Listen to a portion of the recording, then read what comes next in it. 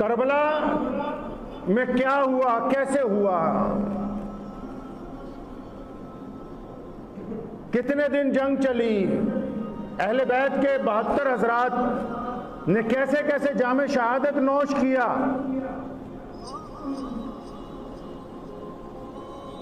آج بہت سارے لوگ کربلا کو نعوذ باللہ قتل گاہ بتانا چاہتے ہیں، تو اطمینان کے ساتھ وہ سب لوگ سن لیں جو کربلا کو قتل گاہ کا منظر بناتے ہیں. کربلا قتل گاہ نہیں ہے، وہ قیامت تک آنے والے مسلمانوں کی یونیورسٹی ہے.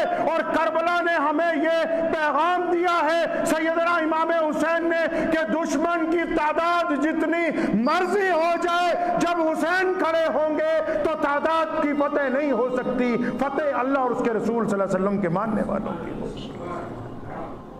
میدان کربلا میں مانتا ہوں سیدنا امام حسین رضی اللہ تعالیٰ عنہ کی گود میں علی اصغر علی اکبر کی شہادت ہوئی ہے. شہادت کیوں ہوئی ہے پہلے بتاؤ. اقوام عالم کو بتانا ہوگا کہ ظالم حکمرانوں کے ظلم کو روکنے کے لیے امام حسین میدان کربلا میں اترے تھے. بتانا ہوگا پوری دنیا کے لوگوں کو کہ دنیا کی ہر بہو بیٹی کے سر پر اس کا دوپٹہ قائم رکھنے کے لیے امام حسین کربلا کے میدان میں اترے تھے. یہ بتانا ہوگا دنیا کو کہ مظلوم کو اس کا حق دلوانے کے لیے امام حسین میدان کربلا میں اترے تھے.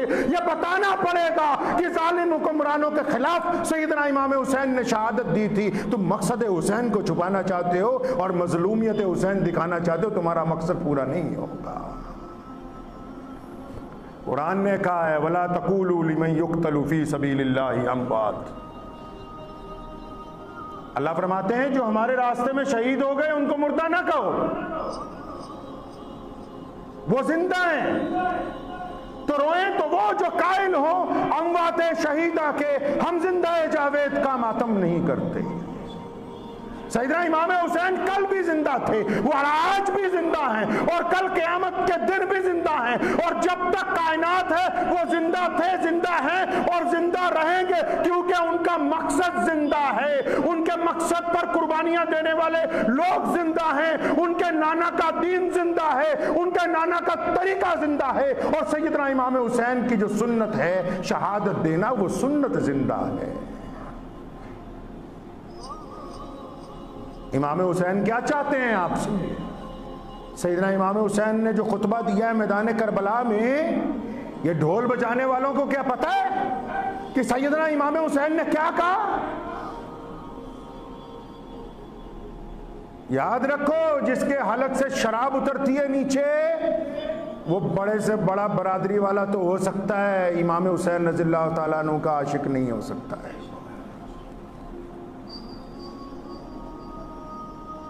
مقصد کی بات ہوگی پہلے. سیدنا امام حسین رضی اللہ تعالیٰ عنہ مساوات چاہتے ہیں، وہ حکومت میں لوگوں کے لیے انصاف چاہتے ہیں، وہ انصاف اور برابری کے طلبگار ہیں. ان کو اقتدار کی لالچ نہیں تھی. اگر اقتدار کی لالچ ہوتی تو سیدنا علی رضی اللہ تعالیٰ عنہ کے بعد امام حسین کے بڑے بھائی سیدنا حسن رضی اللہ تعالیٰ عنہ کو خلیفہ بنایا گیا ہے.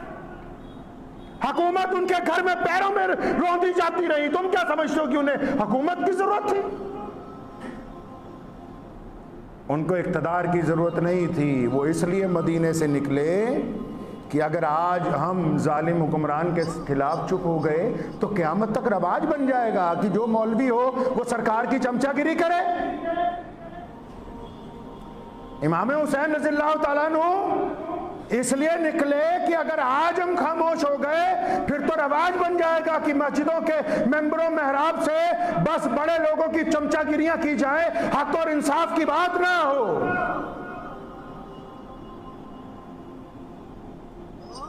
اگر آپ حضرت امام حسین رضی اللہ تعالیٰ عنہ کا احترام کرتے ہیں تو یاد رکھو امام حسین رضی اللہ تعالیٰ عنہ کی نماز کوئی قضا نہیں ہوئی ہے. اور پتہ ہے شہادت کیسے ہوئی؟ امام حسین رضی اللہ تعالیٰ عنہ کی جب شہادت ہوئی، آپ معمر تھے، نوجوان نہیں تھے اس وقت. मुअम्मर होने के बावजूद जब दुश्मन पे हमला किया, एक दो नहीं सैकड़ों गिरा दिए। जब जब जाते थे दुश्मन की तरफ सैकड़ों को गिरा के आते थे। आखिर जब नमाज का वक्त हुआ, सैयदना इमाम हुसैन रज़ियल्लाहु ताला अन्हु ने मैदान करबला में जब सजदा किया, उनको सजदे में देख के दुश्मन ने पीछे से वार किया, वरना कोई माई का लाल ऐसा पैदा नहीं हुआ जो मौला अली शेर खुदा के फर्जंद के ऊपर आगे से हमला कर सकता। हुसैनी वो है जिसकी नमाज कज़ा नहीं होती। हुसैनी वो है जो सच बोलता है। हुसैनी वो है जो औरों की बहू बहन बेटियों की तरफ देख के आंख नीची कर लेता है। हुसैनी वो है जो अपने पड़ोसी की मदद करने के लिए तैयार है। हुसैनी वो है जो भूखों को खाना खिलाता है। हुसैनी वो है जो अपने माँ बाप की इताअत और फरमाबरदारी करता है। हुसैनी वो है जो अली असगर का खून अपने दोनों हाथों में लेके भी अपने रब को कहता है कि या अल्लाह, क्या अब आप मुझसे राजी हैं कि नहीं हैं।